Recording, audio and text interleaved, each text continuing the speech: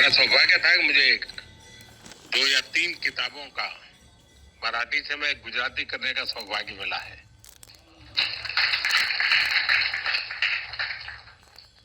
अब पिछले 40 साल से मेरा संपर्क टूट गया, वरना मैं काफी मात्रा में मराठी में अपनी गाड़ी चला लेता था।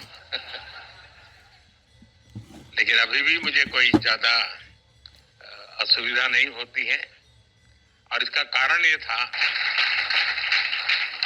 मराठी रंगमंच ने समाज के शोषित वंचित वर्ग की आवाज को बुलंद किया है। मराठी रंगभूमि के दिग्गज कलाकारों ने हर मंच पर अपनी प्रतिभा का लोहा मनवाया है। मराठी संगीत, लोक संगीत, लोक नृत्य की परंपराएं अपने साथ एक समृद्ध विरासत लेकर आगे बढ़ रही है।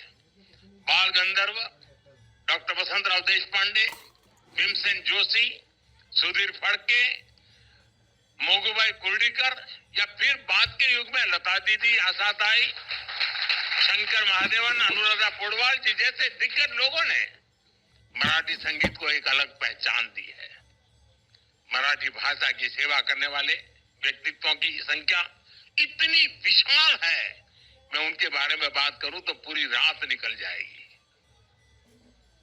साथियों, मेरा सौभाग्य रहा, यहाँ कुछ लोगों को संकोच हो रहा था कि मराठी बोले या हिंदी बोले, मेरा बीच में नाता टूट गया, वरना मेरा सौभाग्य था कि मुझे 2 या 3 किताबों का मराठी से मैं गुजराती करने का सौभाग्य मिला है।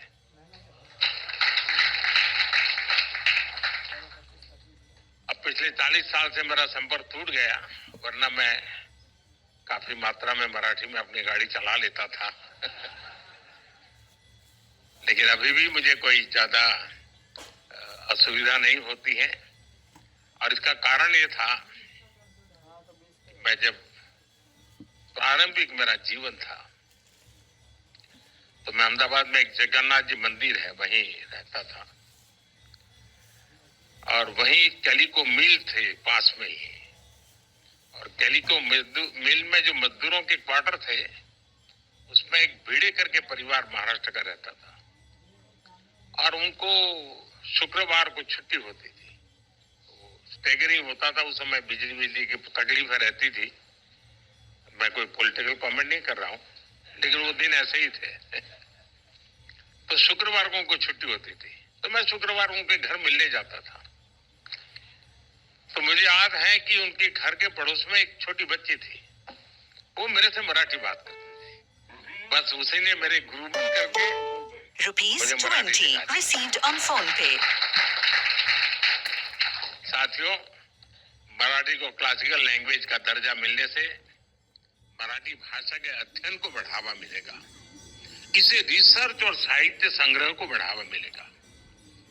सबसे महत्वपूर्ण बात यह है कि भारत की यूनिवर्सिटीज में मराठी भाषा के अध्ययन की सुविधा मिल सकेगी।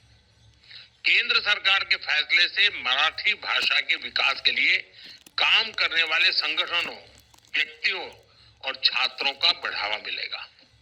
इससे शिक्षा और रिसर्च के क्षेत्र में रोजगार के नए अवसर भी बनेंगे।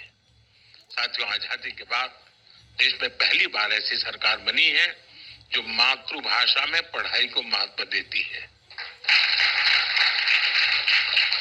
मुझे याद है, मैं बहुत साल पहले एक बार अमेरिका गया, तो एक परिवार में मुझे रुकना था, और मुझे उस परिवार की एक आदत मेरे मन को छू गई।